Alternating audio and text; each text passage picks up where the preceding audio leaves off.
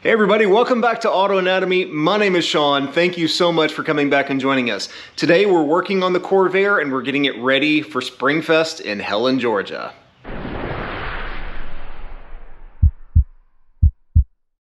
So if you saw on our social media page, I announced a few weeks ago that we were going to end up going to the Springfest in Helen, Georgia. So now I've never been to Helen, Georgia, or a Corvair show for that matter, but I thought it'd be a really cool opportunity to, one, connect with some Corvair people, get to meet some of our fans, and two, take the Corvair out on its first real road trip. There's a lot of upgrades that you guys had recommended that we do on the Corvair before making it really roadworthy. So one of those is a dual circuit master cylinder, which I'm going to show you the installation of. I did that a while ago, but I hadn't shown it to you yet, so that was part of the preparation for this trip. I've also been working a ton on other little things on the car, and I've got another big upgrade for the car that I'll show you here in just a little bit. And then we're going to take a road trip to Springfest in Helen, Georgia. Before we get started, if you love seeing classic cars being brought back to life and love Corvairs as much as I do, take just a moment to hit that subscribe button and ring the bell to be notified when new videos come out. Also, make sure you hit that like on the video and leave a comment below on things that you'd like to see in future videos. Enough talking, let's get started on showing you the things that we've done so far and then the final preparation to go to Springfest. As you saw in the last video, we did a complete rebuild of the Corvair engine, did a hot new cam, new forged pistons, full fin jugs, the whole 9 yards. But that kind of highlighted one problem that a lot of you have been discussing for a while, which is the 65 Corvairs have a single circuit master cylinder, which means that there is one bowl basically for the entire brake system. So if something fails on one circuit, then you have absolutely no brakes. They updated that in '66 to a dual circuit, where if one system goes out, then you still have either front brakes or rear brakes. A lot of y'all have commented that we really need to upgrade the braking system on this car, so that's what we're doing today. So I picked up a dual circuit master cylinder. This is a Raybestos MC36237, and I think it's made for like a Jeep or something, but in doing some research on some of the Corvair forums, this was highly recommended as just like a drop-in replacement. And then some of the copper, aluminum, silicone, nickel, whatever the stuff is, the brake line that's easy to work with. So in today's video, we're going to install the new dual circuit master cylinder. It shouldn't provide a whole lot of improvement in braking pressure, but with the new engine, a whole lot more horsepower, it's just a measure of safety for 65 cars. So when I say single circuit, this is what I'm talking about. If you notice here, I'll pop the top off. Ooh, we're low on fluid. That's interesting. So this has just one circuit that comes, so you have this one main brake line that comes down here and then splits off. One circuit goes to the front brakes, one circuit goes to the rear brakes. So if, let's say a brake line, at the wheel happened to fail, then all the pressure is just gonna go straight out to that one spot, even if the other three are working well. Now this is a dual circuit, and as you can see, it has, maybe, there we go. It has two reservoirs, so that if a brake hose failed on this one, it would only impact half of the braking system. So let's say the rear brakes failed on this thing, then only the rear brakes would fail. You'd still have front brakes. Whereas on the single circuit system, if the rear brake hose ruptures, you got no brakes. So let's start by taking out the old stuff and test fitting the new brake master cylinder before we do anything else.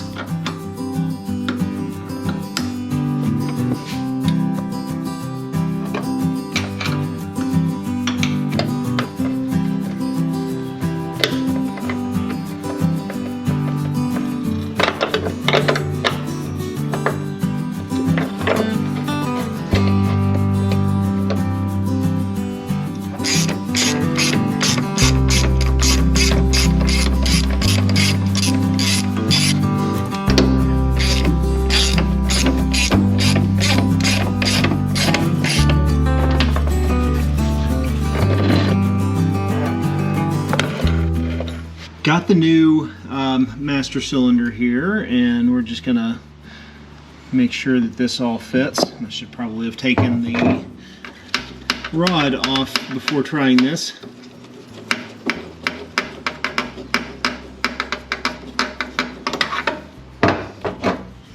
Alright, got the new master cylinder here. Just going to make sure the bolt spacing works. And looks like that's going to fit really well. Nice and tight. The footprint's the same.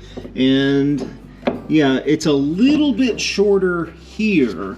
But I think when it's tight, it will seal pretty well. Alright, let's get this on the bench and bench bleed it. And then we can just bolt this thing in solid and then start running lines.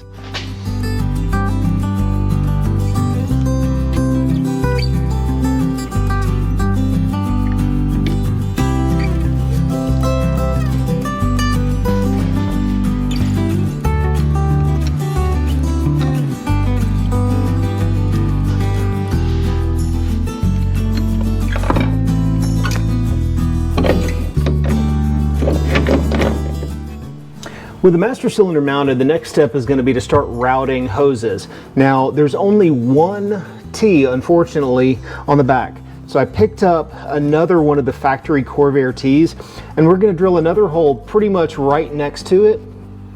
I've got some plugs in here that are intended for blocking off brake ports, and this is going to be the rear circuit, this is the front. So we'll take this circuit is going to go to the existing one here. On the inside of the car, we'll take the existing rear brake line that comes off of this one and put it to here, which will be mounted roughly right there, and then put a new line from this circuit, the back one, to here. So that way we'll have two separate circuits for the front and rear brake lines. Okay, this looks like 620. So 5/8 of an inch roughly, 625. Yeah, so we'll drill a 5/8 inch hole and then put this guy back in here, tighten it down inside the car, and then start running our brake lines.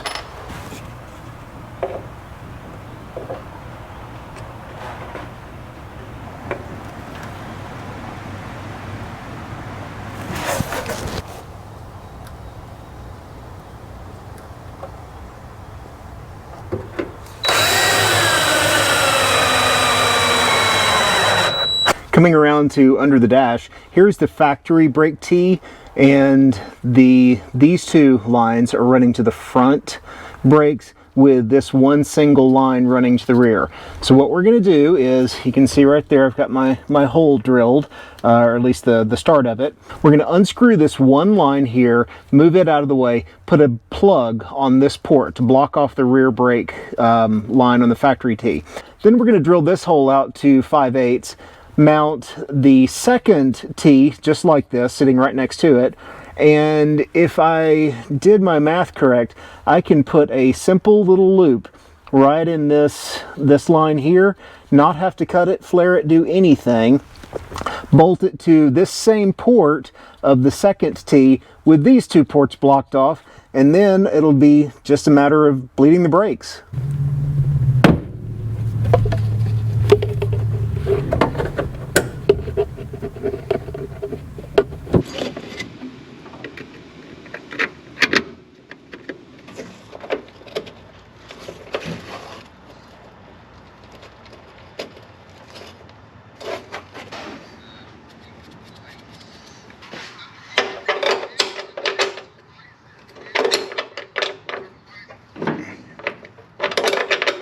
All right, got the new master cylinder all installed and got the lines plumbed. So as you can see here, the front circuit is going to the front brakes, the rear circuit is going to the rear brakes, and that way if one circuit fails, we have backup.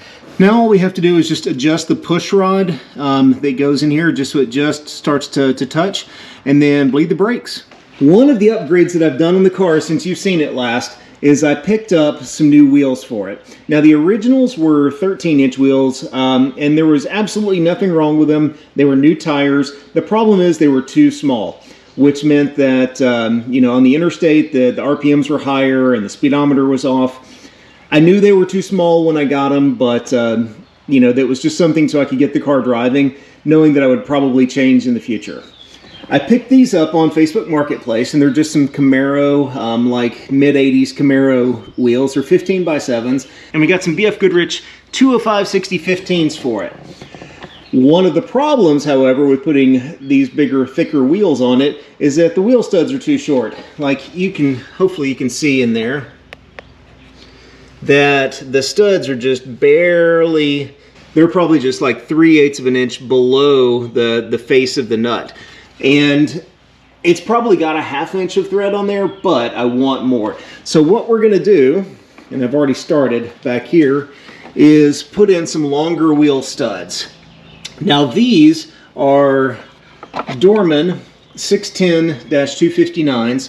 They're same 7/16 and the same knurl diameter. They're just about a 1/2 inch longer. And these are actually factory studs for a 60s era Corvette. So all we have to do is just knock out the old studs here and just hit them with a hammer and they pop out, and then we'll drive in new studs, and that way our lug nuts will have plenty of thread to bite onto. Everybody's probably got a little bit different way of driving studs in, but I like just putting them in from the backside, and then I put a little thread sealer on here, and I think this is a good opportunity for some red Loctite, and just kind of spin it until it just grabs the knurl, and then we'll put a washer, and see if I can do this one-handed, and then a nut, and we'll just tighten the nut down, and by tightening it down it'll draw the threads in.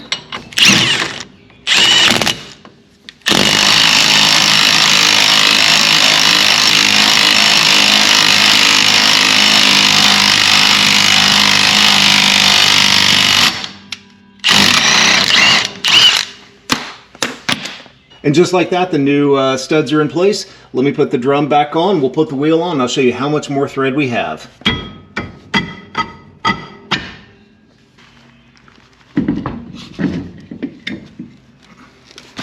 The original lug nuts are this acorn style, and you really need to upgrade to what's called a bulge style. And if you look at, hopefully you can see this, the acorn, the tapered part here on the acorn is much smaller than it is on the bulge. This would work, but it's going to sink a whole lot deeper into the wheel, so that's why we use the bulge style. I picked these up on Amazon. They were like, I don't know, 10 bucks for 20.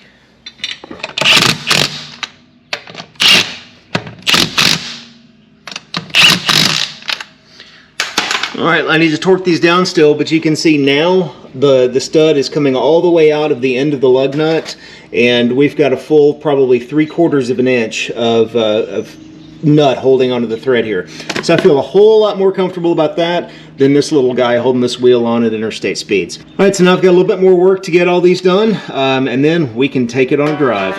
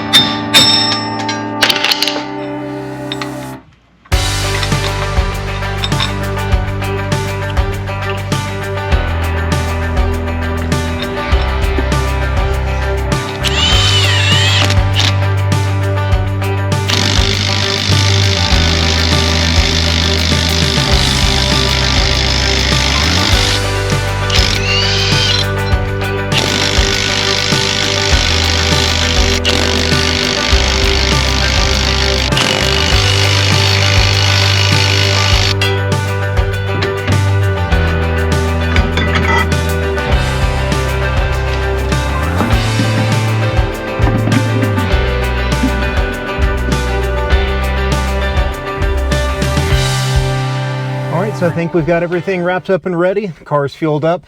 Got my beautiful wife here. So let's go to Springfest.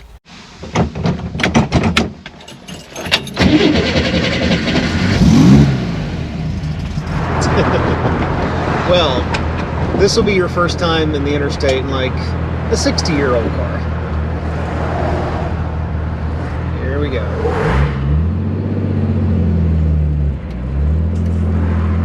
$388 for diesel.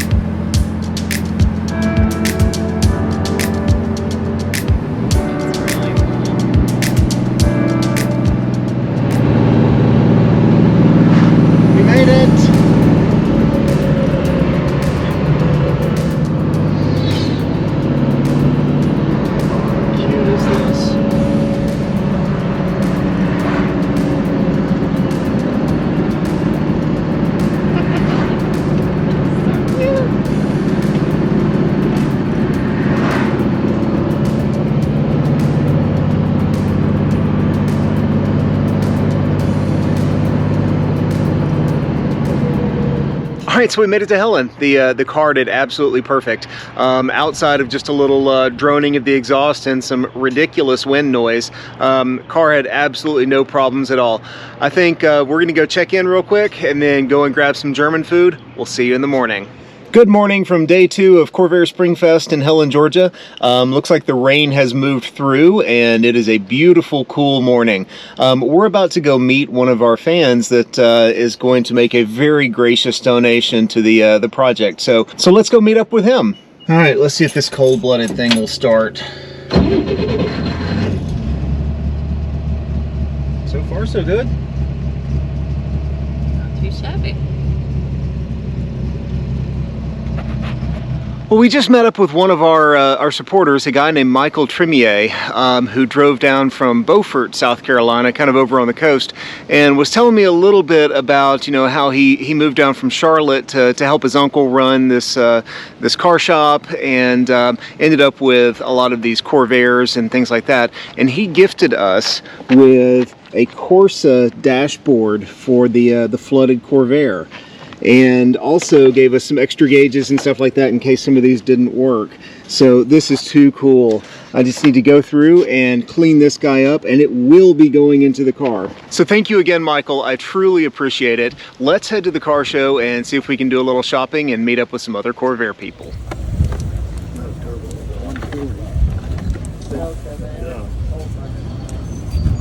Piece with a heater hose hooks in on the right hand side.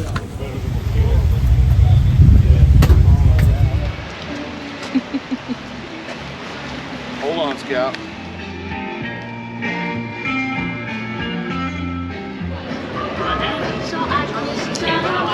So Christie, this is ours with new paint. I get what is it?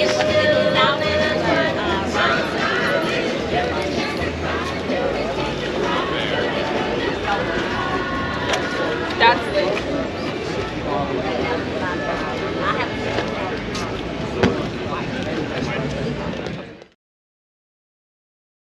You know what I did was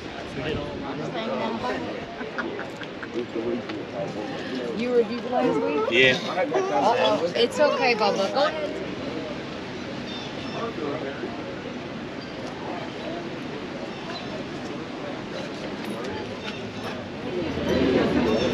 Scout, come on.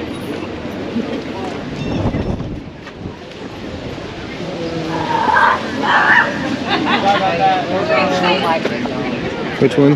That red Camaro. Yeah. Want me to look at it? Okay, let's go look at it. I was going to bring my new one, but my room is not suitable for. It's a 65. Mm-hmm. My daddy got the door. Yeah, because one of them looks like. See, that's the little console.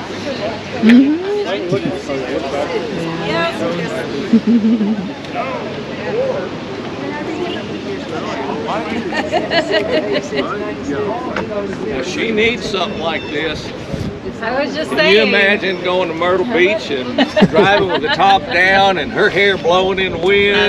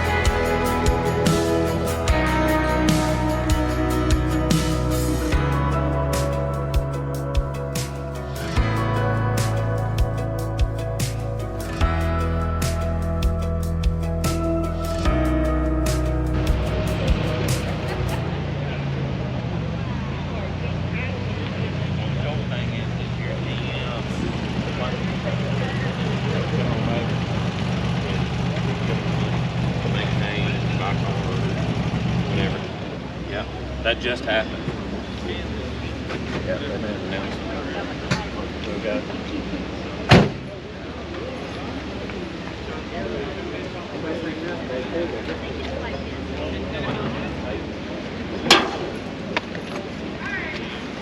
But we have Sean from Auto Anatomy here in the flooded Corvair, and he's going to talk to you a little bit. Hi everybody, thank you so much. My name is Sean White. I'm a nurse practitioner, pulmonary critical care by day job, and bringer of classic cars back to life by hobby. And my passion for Corvairs really started when I was a kid. My dad had a 67 mist blue convertible that I can remember being in our backyard. One of the first stories that he tells about me was I was 2 or 3 years old, and you know, this was back in the 70s when car seats weren't really a thing, and we had a 67 convertible, and I was riding around in the back seat, and he remembers looking over and seeing me trying to reach out and touch the wheel while we were going down the road. So he like reached back, grabbed me on the rear end, and pulled me back in the car. So that kind of started my love affair with Corvairs, and now we have a 65 Monza 110 that some of y'all have seen on the YouTube channel Auto Anatomy, and we've been working on bringing this thing back to life. So I just want to thank you so much, Billy, for giving us the opportunity to come out here and to enjoy some amazingly beautiful Corvairs, and just to get to meet some wonderful people. So if you'd like to see some more YouTube content about Corvairs, Auto Anatomy is the name of our channel, and I'd love to get a chance to just stop and talk to you guys for a little bit. Thank you, Sean. Thank you very much. And yeah, it's a great YouTube channel, and he is down to earth, and it's I mean, he's using the right tools. He pushes Clark's Corvair. Everything comes from Clark's. Just about. Just about, yeah, pretty much. But thank you so much, Sean. Absolutely. And we'll be seeing you. Yeah, bye-bye.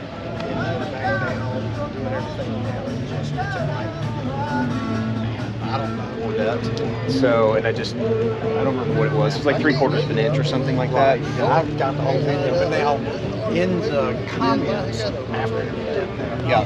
So got it running, and it ran okay, but I noticed it had a lot of blow by, and I went through and I pulled it apart and I put new rings in it, but I didn't bore it or do anything else initially, and then finally I just kept having this one problem with one valve, that the difference between it rattling and hanging the valve open was like a 16th of a turn on the lock nut. And finally, like, you know what? There's something wrong. Which cylinder was it? It was number 6. Number 6. I was thinking it was, most of the time it's number 5. So. Yeah, so it was number 6, and pull the engine apart and mic the cam. And so the video right before that, when I'm putting the engine together, I go through and just measure everything. And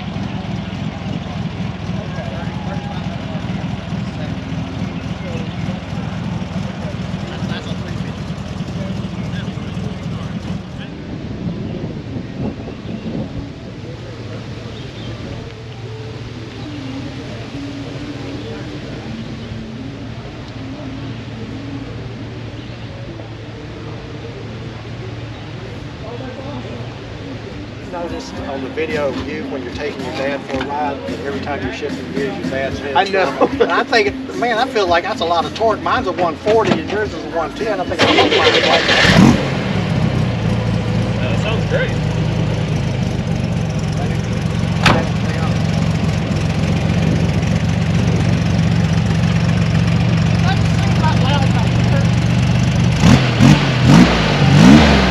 Awesome. This is perfect. That's good. there's not a lot of difference. But I've tried vibrant, ultra slow, quiet bumpers. I've tried slow, attack bumpers. I've tried. I don't think I'm going to rate it, but I want to do the talk. So, I like that game.